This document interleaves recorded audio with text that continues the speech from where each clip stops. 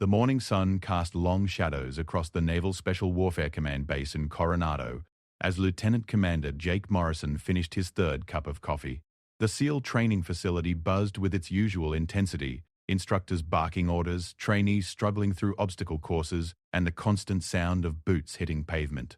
Morrison had been part of this world for 12 years, and very little surprised him anymore.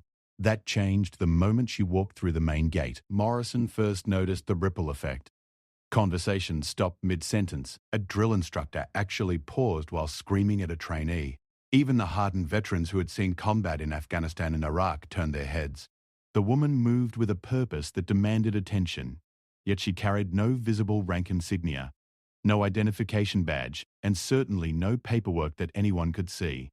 She appeared to be in her early 30s with dark hair pulled back in a simple ponytail and wearing civilian clothes, dark jeans, a plain black jacket, and boots that looked both practical and expensive. What struck Morrison most was her eyes. They held the kind of steady confidence he had only seen in operators who had been tested under fire. But according to every database he knew, no woman had ever completed SEAL training. Chief Petty Officer Mike Rodriguez approached Morrison's position near the command building. Rodriguez had 22 years in the Navy and had trained some of the most elite warriors in the world. His weathered face showed genuine confusion. "Sir, you seeing this?" Rodriguez nodded toward the woman, who was now speaking quietly with the gate guard. "That guard looks like he's about to salute her, but I don't see any rank." Morrison watched as the gate guard, a tough Marine with multiple deployments, actually stepped aside and waved her through without checking her identification. The Marine's posture had shifted to something resembling respect, if not outright deference. "Who called her in?" Morrison asked, though he already suspected the answer. "Nobody I can find, sir. I checked with admin, with the training command, even with the base commander's office. No meetings scheduled, no VIP visits on the books." Rodriguez lowered his voice. "And sir, I've been asking around. Nobody recognizes her, but everybody's acting like they should." The woman continued walking across the base with the kind of casual authority that made seasoned warriors step aside. She nodded politely to the men who stared, but her attention seemed focused on something specific. Morrison found himself following at a distance, curiosity overriding protocol. Sergeant Major Tom Hassan, a mountain of a man with arms like tree trunks and enough medals to fill a small display case, was conducting a weapons inspection near the armory. Hassan had survived 3 tours in Iraq and 2 in Afghanistan. He had personally trained hundreds of special operations soldiers and was known for his ability to spot weakness or deception from 100 yards away. The woman approached Hassan directly, and Morrison watched something extraordinary happen. Hassan, who never backed down from anything, actually took a half step backward, not in fear, but in something that looked like recognition mixed with respect. "Sergeant Major," the woman said, her voice carrying clearly across the open space, "I need to speak with your advanced training class." Hassan's response shocked everyone within earshot. "Yes, ma'am. Right away, ma'am." Morrison had never heard Hassan use that tone with anyone below the rank of colonel. The sergeant major immediately began gathering his trainees, 12 of the most promising SEAL candidates in the current class. These were men who had already survived months of the most brutal training in the military, yet they lined up with unusual speed and precision. Captain Sarah Chen, the base intelligence officer, appeared beside Morrison. Chen had top-secret clearance and access to personnel files that most people didn't even know existed. Her presence meant she was equally puzzled by the situation. "I ran her through every database I have access to," Chen said quietly. "Facial recognition, fingerprint analysis where I could manage it, even ran her voice pattern through the system. Nothing. It's like she doesn't exist in any official capacity." "But Hassan knows her," Morrison observed. "Look at his body language." Chen nodded. "And it's not just Hassan. I've watched 6 different instructors defer to her in the past decade. These are men who argue with admirals, but they're treating her like she outranks everyone on this base." The woman began addressing Hassan's training class. Her voice was clear and measured, but Morrison couldn't make out the specific words from his position. What he could see was the effect on the trainees. These were tough men who had endured everything the SEAL program could throw at them. Yet they hung on her every word with an intensity that was remarkable. One trainee, Petty Officer Second Class David Park, raised his hand. Park was known for his analytical mind and his tendency to question everything. "Ma'am, can you tell us about your background?" "Your experience?" The woman smiled and Morrison noticed it didn't reach her eyes. Let's just say I've been where you're hoping to go, and I've done things you're training to do. The specifics aren't important today. Park pressed further, showing the kind of persistence that made him a good candidate. Ma'am, with respect, we've been told that no woman has ever completed this training. How can you speak with authority about our experience? The base seemed to go quiet. Even the distant sound of helicopters seemed to fade. Hassan stepped forward, his face showing the kind of anger that usually preceded serious consequences for anyone foolish enough to challenge authority. But the woman raised a hand, stopping Hassan with a simple gesture. That's a fair question, Petty Officer Park. She paused, seeming to consider her words carefully. There are many things in the military that happen without paperwork. There are operations that never get written down. And there are people who serve without official recognition. Sometimes the most important work happens in the shadows. She walked closer to Park, and Morrison noticed that the young SEAL candidate straightened unconsciously. Your assumption about women in special operations is based on public information, but public information is often incomplete. The implications of her words hit Morrison like a physical blow. If what she was suggesting was true, it meant there were operations and programs that existed completely outside normal military channels. It meant there were people serving at the highest levels who had no official footprint. Commander Lisa Torres, the base executive officer, joined Morrison and Chen. Torres had access to classified briefings that covered special access programs across all branches of the military. Her presence suggested that word of the mysterious visitor had reached the highest levels of base command. Any word from higher up? Morrison asked. Torres shook her head. That's the strangest part. I called Norfolk. I called SOCOM. I even reached out to some contacts at the Pentagon. Everyone I spoke with had the same response. They asked me to describe her, and then they told me to provide her with whatever assistance she requested. They recognized her from your description? Chen asked. That's what it sounded like. But when I asked for clarification, for some kind of official instruction, they all said the same thing. She has the authority. Don't ask questions. Morrison felt a chill that had nothing to do with the ocean breeze. In his experience, that kind of response meant one of two things. Either they were dealing with someone from so deep in the intelligence community that her very existence was classified, or they were all being played by someone with extraordinary skills in manipulation. The woman finished her discussion with the trainees and began walking toward the advanced training facility. This was a restricted area that required special clearance even for base personnel.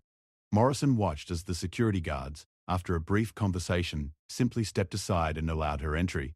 I'm going to follow, Morrison announced. Torres grabbed his arm. Jake, if she's who I think she might be, interfering could end your career. And if she's not, then we've got a serious security breach on our hands, Morrison replied. Either way, I need to know. As Morrison approached the restricted facility, he noticed something that made his blood run cold. Through the window, he could see the woman demonstrating what appeared to be advanced combat techniques to a group of senior instructors. These were men who had trained special operations soldiers for decades, yet they were watching her with the kind of focused attention usually reserved for learning new skills. She moved with a fluidity and precision that Morrison had only seen in a handful of operators during his entire career. More importantly, she was demonstrating techniques that he didn't recognize, approaches to close-quarters combat that seemed both familiar and completely foreign. Chief Rodriguez appeared beside him. Sir, I just heard something that doesn't make sense. What's that, Chief? One of the instructors in there, Master Chief Williams, he was talking to another instructor. I heard him say, I remember her from Bragg, but that was impossible, because she wasn't supposed to exist then either. Morrison felt the pieces of a puzzle beginning to form. But the picture they were creating was one that challenged everything he thought he knew about special operations. If this woman had been operating in the shadows for years, if she had been involved in training and operations that left no official record, then her presence here wasn't random. She was here for a specific purpose, and judging by the reactions of everyone around her, that purpose was both important and dangerous. As the afternoon wore on, Morrison continued to observe from a distance. The woman moved through different areas of the base with the same quiet authority, speaking with various personnel and somehow gaining access to areas that should have been off-limits. Each person she encountered seemed to recognize her, yet none of them could be found in any database. By 1700 hours, Morrison realized that he was witnessing something unprecedented in his military experience. This woman represented a level of special operations that existed beyond official acknowledgement, a shadow world where the most dangerous and sensitive missions were carried out by people who officially didn't exist. The question was no longer who she was, but why she had chosen to reveal herself now, and what that meant for everyone on the base. As the sun began to set over Coronado, Morrison knew that this was only the beginning.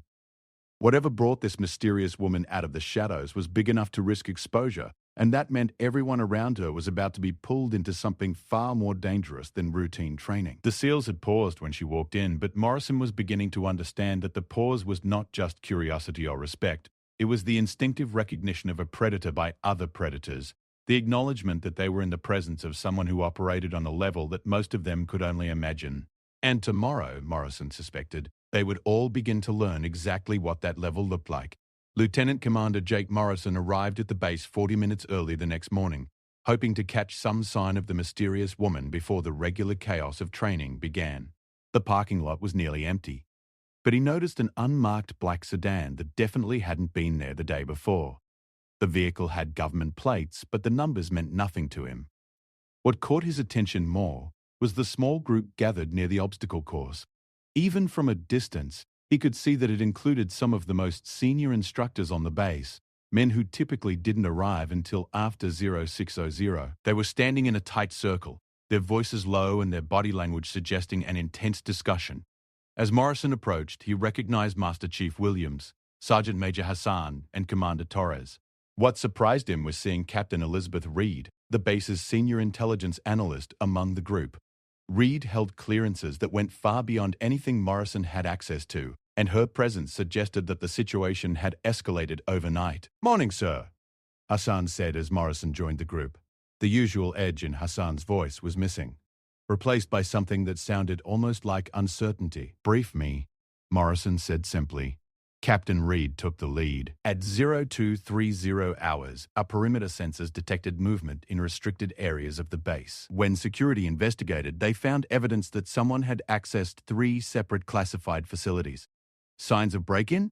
Morrison asked. "That's the problem," Reed continued. "No signs of forced entry. All access appeared to be authorized. Security cameras showed someone moving through the areas, but the footage is unusual."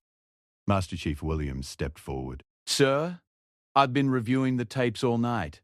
The person on camera moves like they know exactly where every security device is located." They avoided direct facial shots, but their movement patterns match our visitor from yesterday.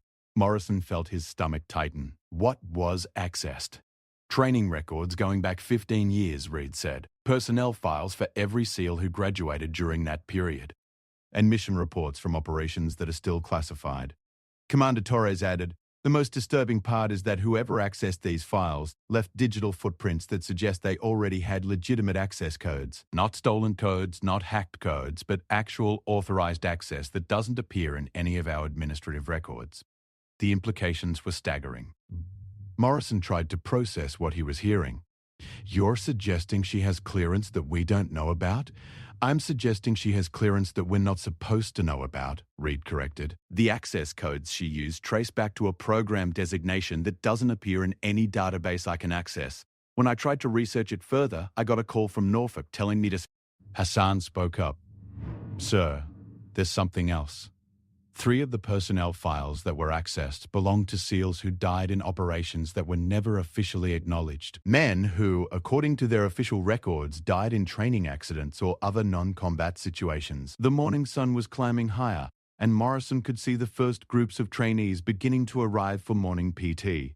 But his attention was focused entirely on the conversation happening around him. "Chief, are you saying these men died on black operations?" "I'm saying their official cause of death doesn't match the circumstances that their families were told. And it doesn't match what some of us remember about their actual assignments," Hassan replied carefully. Morrison realized they were discussing something that went far beyond a simple security breach. If this woman had access to information about covert operations, if she was connected to missions that left no official trail, then her presence represented either an incredible asset or an unimaginable threat. Captain Reed's radio crackled to life. "Ma'am, this is Gate Security. The individual from yesterday is requesting entry." Reed looked around the group. "What do we do?" Before anyone could answer, Commander Torres's phone rang. She answered, listened briefly, then her face went pale. Yes, sir. Understood, sir. She hung up and looked at the group. That was Admiral Harrison from NAVS Spec Soir. He'll be arriving by helicopter in 30 minutes. He specifically requested that our visitor be given full access to any area of the base she requests, and that all personnel cooperate fully with any instructions she provides. Morrison had never heard of Admiral Harrison issuing orders like that without proper documentation or briefing. Did he provide any background? Only that she represents a program that operates under special access protocols, and that questioning her authority could result in immediate reassignment to very unpleasant duty stations. The group exchanged glances. In the military, threats like that were taken seriously, especially when they came from flag officers. Sir, Hassan said to Morrison, request permission to gather the senior training staff. If we're about to be involved in something beyond normal operations, they need to be prepared. Morrison nodded. Make it happen, Sergeant Major. But keep it quiet for now. As the group dispersed, Morrison found himself walking toward the main gate. He wanted to observe the woman's arrival himself, to see if he could learn anything more about her intentions or capabilities. She arrived exactly at 0800, driving the same unmarked sedan from the parking lot.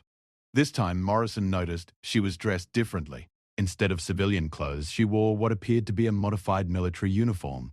No rank insignia, no unit patches, but the cut and material suggested it was designed for someone who needed freedom of movement in potentially dangerous situations.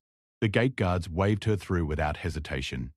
As she parked and walked toward the main building, Morrison noticed that her path took her directly past several groups of trainees. The effect was the same as the day before. Conversation stopped, attention focused on her, and even the most confident young SEALs seemed to straighten unconsciously in her presence. She approached Morrison directly this time, and he had his first opportunity to look her in the eyes up close. What he saw there was troubling. Intelligence, certainly, and a kind of confidence that came from proven competence under pressure. But there was something else. A hardness that suggested she had seen things that most people, even experienced special operations personnel, never encountered. Lieutenant Commander Morrison, she said, extending her hand. I believe we should talk. The fact that she knew his name without introduction was another piece of evidence that she had access to information she shouldn't have. Morrison shook her hand, noting that her grip was firm and that her hands showed the kind of calluses that came from serious weapons training. Ma'am, I'd appreciate some clarification about your status here. She smiled, and again Morrison noticed that it didn't reach her eyes. Walk with me, Commander. There are some things you need to understand. They began walking toward the restricted training facility, and Morrison noticed that personnel they passed seemed to find urgent business elsewhere. Within minutes, they were effectively alone. Commander, what do you know about special access programs? She asked. Enough to know that they exist, and that people like me aren't supposed to know much about them. That's a good start. What I'm about to tell you is classified at levels that don't have names. You'll never be able to discuss it, you'll never be able to write about it, and you'll never be able to confirm or deny it happened. Morrison felt a chill. Ma'am, I'm not sure I have the clearance for whatever you're about to tell me. Your clearance was upgraded 45 minutes ago, she said matter-of-factly, retroactively, to cover this conversation and anything that follows from it. They reached the training facility and she used a key card that Morrison didn't recognize to open doors that required the highest level of base security clearance. The fact that her card worked was more evidence that she operated at levels he was only beginning to understand. Inside the facility, she led him to a secure briefing room that Morrison had never been in before. The room contained equipment he didn't recognize and maps that showed areas of the world that weren't supposed to exist on any official chart. Commander, 15 years ago, a decision was made at the highest levels of government that some operations were too sensitive to be conducted through normal special operations channels. These operations required personnel who could operate completely outside official military structure, with no paper trail, no official acknowledgement, and no possibility of government accountability if things went wrong. Morrison listened, understanding that he was about to learn things that would fundamentally change his understanding of how the military actually operated. A program was established to recruit and train individuals for these operations. The selection criteria were stricter than any existing special operations program. The training was more intensive than anything the SEALs, Delta Force, or any other unit had ever developed, and the commitment required was absolute. Once selected, these individuals effectively ceased to exist in any official capacity. She moved to a wall display and activated a screen that showed photographs of men Morrison recognized. They were SEALs who had disappeared from service over the past decade. Men whose departures had been explained as career changes, medical issues, or other routine reasons for leaving the military. These men weren't discharged, Commander. They were recruited into something that operates completely outside the normal chain of command. They've been conducting operations in places and situations that would be impossible for officially acknowledged military personnel. Morrison stared at the photographs, recognizing several faces of men he had considered friends. Are you telling me they're still alive? Some of them. Others died conducting operations that will never be acknowledged, fighting enemies that the American people will never know existed. The weight of what she was saying began to sink in. Morrison realized he was learning about a shadow military that operated parallel to everything he knew, conducting missions that left no official record and involving personnel who had essentially been erased from existence. Ma'am, what does this have to do with your presence here? She turned to face him directly. Commander, the program is expanding. Current global threats require capabilities that exceed what conventional special operations can provide. We need more personnel, and we need them from the best candidates available. Morrison felt his blood run cold. You're recruiting. I'm evaluating. There's a difference. Evaluating who? The advanced training class that you've been observing, the instructors who have been working with them, and certain command personnel who have demonstrated the judgment and discretion necessary for this level of operations. Morrison realized that everyone on the base was being assessed, that their reactions to her presence were themselves part of some kind of selection process. What happens to the people who aren't selected? They continue their normal careers with enhanced security clearances that ensure they never discuss what they've observed. What happens to the people who are selected is classified at levels that require congressional oversight. Morrison understood that he was at a crossroads. The knowledge he had just gained put him in a position where he would either become part of this shadow world or spend the rest of his career bound by security oaths that he could never discuss. Commander, you have 48 hours to decide if you want to learn more. After that, this conversation never happened, and I was never here. She handed him a card with nothing but a phone number written on it. If you decide you want to know more, call that number at exactly 2100 hours tomorrow. If you decide you don't want to know more, destroy the card and forget we ever spoke. As she prepared to leave, Morrison had one more question. Ma'am, can you tell me your name? Names are for people who officially exist, Commander. I gave up mine a long time ago. After she left, Morrison remained in the briefing room, staring at the photographs of men he had thought were gone forever. He realized that his understanding of military service, of special operations, and of how his country actually protected itself had been fundamentally altered in the span of a single conversation. The card in his hand felt like it weighed 1,000 pounds. He knew that calling the number would change his life in ways he couldn't imagine, and that not calling it would leave him forever wondering about paths not taken. As he finally left the briefing room, Morrison noticed that the base seemed different somehow. The training continued. The instructors still shouted orders and the trainees still struggled through their exercises. But now he saw it all through different eyes, understanding that what appeared to be routine military training might actually be a cover for something far more significant. The question was whether he had the courage to find out exactly how significant it really was. Lieutenant Commander Jake Morrison spent the next 36 hours in a state of mental exhaustion. The card with the phone number sat on his desk at home, seeming to mock him every time he looked at it. He had read it so many times that the digits were burned into his memory, yet he still couldn't decide whether to make the call. The woman's words echoed in his mind constantly. Names are for people who officially exist. The implications of that statement were staggering. How many people were operating in the shadows, conducting missions that would never be acknowledged, fighting battles that the public would never know about? Morrison tried to continue his normal routine at the base, but everything felt different now. When he looked at the advanced training class, he wondered which of them might be selected for the shadow program. When he spoke with senior instructors, he found himself analyzing their words for hidden meanings, wondering if they already knew more than they were saying. Chief Rodriguez approached him during morning PT on the second day. Sir, you've been distracted lately. Everything okay? Morrison realized that his behavior had become noticeable. In the special operations community, changes in personality or focus were taken seriously. They could indicate stress, security concerns, or other issues that might compromise missions or personnel safety. Just thinking through some personnel decisions, Chief. Nothing to worry about. Rodriguez nodded, but Morrison could see in the chief's eyes that he wasn't entirely convinced. Sir, if you need to talk through anything, you know I'm here. The offer was genuine, and Morrison appreciated it. But Rodriguez couldn't help with this decision. No one could. This was something Morrison had to face alone. That afternoon, Admiral Harrison arrived on base for what was officially described as a routine inspection. But Morrison noticed that the Admiral spent most of his time in closed-door meetings with senior staff, and that several personnel who had interacted with the mysterious woman were called in for individual discussions. Commander Torres found Morrison after her meeting with the Admiral. Her face was pale, and she seemed shaken by whatever they had discussed. "Jake, can we talk privately?" They walked to an empty classroom in the training facility. Torres checked to make sure they weren't being overheard before speaking. "The Admiral asked me about my observations of our visitor. He wanted detailed descriptions of her interactions with personnel, her access to restricted areas, and my assessment of how the base reacted to her presence." "What did you tell him?" "The truth. That she operated with an authority that everyone recognized but no one could explain. That she accessed classified information without apparent difficulty.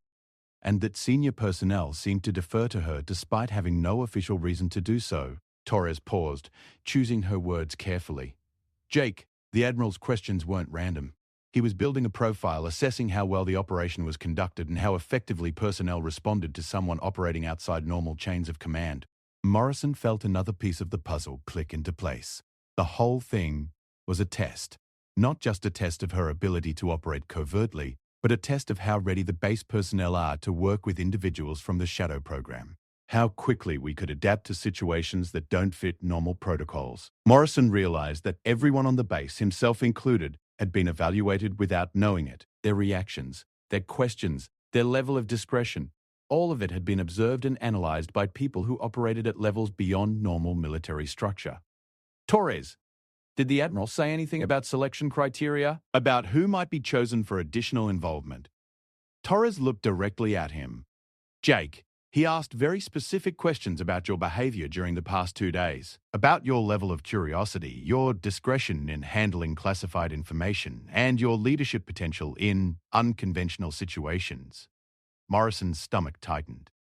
The Admiral's interest in his behavior suggested that he was being considered for something, and based on what he had learned, that something involved leaving his official military career behind forever. That evening, Morrison sat in his quarters staring at the card.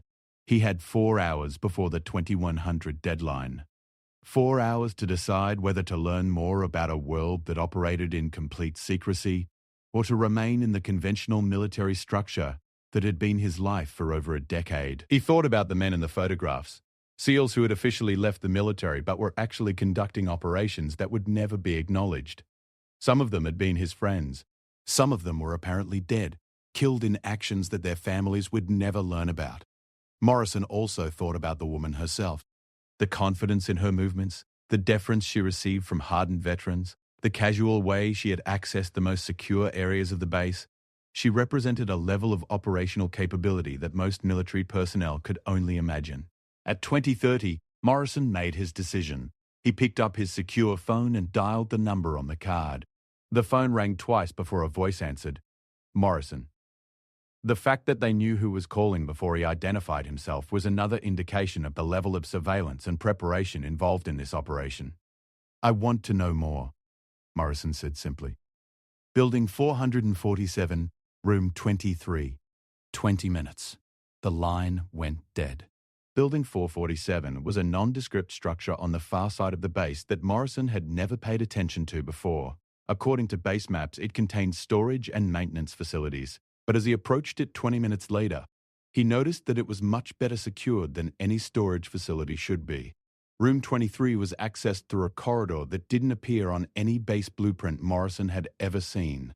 The room itself was larger than should have been possible given the building's external dimensions, and it was equipped with technology that was definitely not standard military issue. The woman was waiting for him, along with 2 men Morrison didn't recognize. One was wearing a Navy uniform with no rank insignia. The other was in civilian clothes that looked both expensive and practical. "Commander Morrison," the woman said. "Thank you for coming.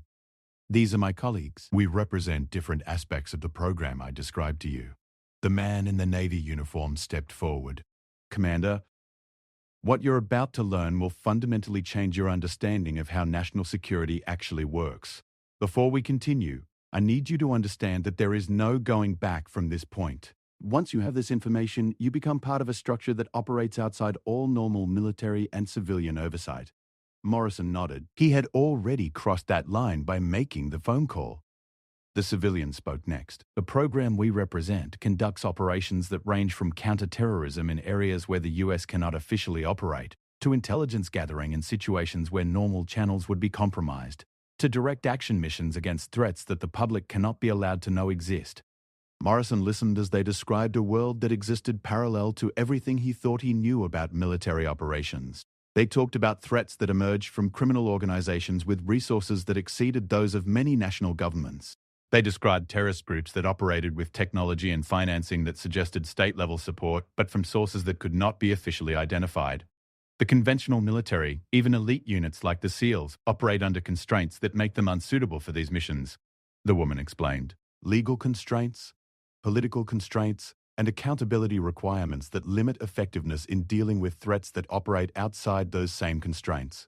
The man in uniform activated a wall display that showed a map of the world. Red markers appeared in various locations, some in countries that were officially US allies, some in areas that were supposedly peaceful, and some in regions that didn't appear on public maps. Each of these markers represents an ongoing operation conducted by personnel from our program.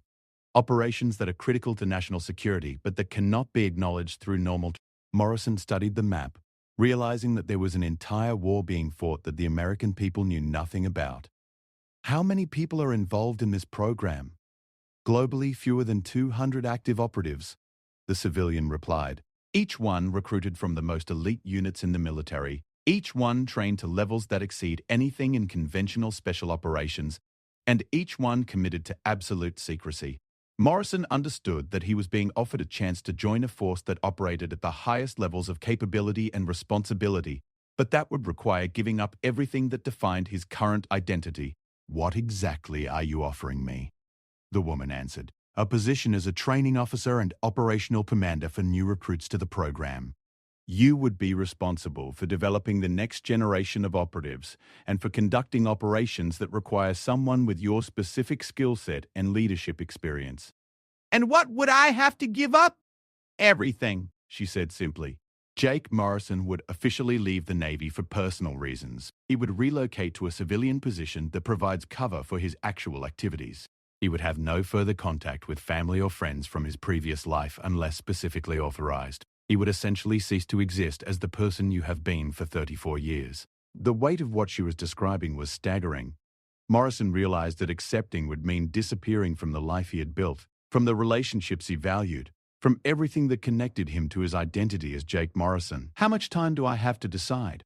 You have until 16:00 tomorrow morning, the man in uniform replied. After that, this opportunity disappears permanently and we will never contact you again. As Morrison prepared to leave, the woman handed him another card. That contains instructions for what to do if you decide to accept. If you decide not to accept, destroy both cards and never speak of this conversation to anyone. Morrison took the card and headed back to his quarters, his mind reeling from what he had learned. The world was far more dangerous than most people realized, and the United States was fighting battles that would never be acknowledged. The people fighting those battles were heroes who would never be recognized. Warriors who had given up their identities to protect a nation that would never know their names. As he sat in his room that night, Morrison thought about the choice he faced. He could remain Lieutenant Commander Morrison, continue his career in the conventional military, and live with the knowledge that there were threats and battles he would never be part of. Or he could become someone else, someone whose name would never appear in any official record, but who would have the opportunity to protect his country at the highest levels of capability and commitment. At 0530, Morrison made his final decision. He opened the second card and followed the instructions it contained. At 0700, Lieutenant Commander Jake Morrison officially submitted his resignation from the Navy, citing personal reasons that required him to pursue opportunities in the private sector. His resignation was accepted with unusual speed, and by 1200, all official records of his presence at the Naval Special Warfare Command had been archived in systems that required special authorization to access. By 1800, Jake Morrison had ceased to exist as an official person, but someone new had begun a career that would take him places and show him things that he could never have imagined as a conventional military officer. The base returned to its normal routine. New trainees arrived to begin SEAL training. Instructors continued to push candidates to their limits. The machine of special operations training continued its vital work. But for those who had been present during those 3 days, something had changed. They had seen evidence of a level of military capability that operated beyond anything they had known before. They had witnessed the recruitment of personnel for missions that would never be acknowledged. Most importantly, they had learned that there were warriors fighting battles in the shadows, protecting a nation that would never know their names or acknowledge their sacrifices, and some of them, like Jake Morrison, had decided that being one of those unnamed guardians was worth any sacrifice required. The woman had been right about one thing. Names were for people who officially existed. But for those willing to give up their names, there were opportunities to serve at levels that conventional military service could never provide. The base continued its mission of training the elite warriors of the Navy SEALs. But now some of those warriors would go on to serve in ways that would never appear in any official record, fighting for a country that would never know they existed.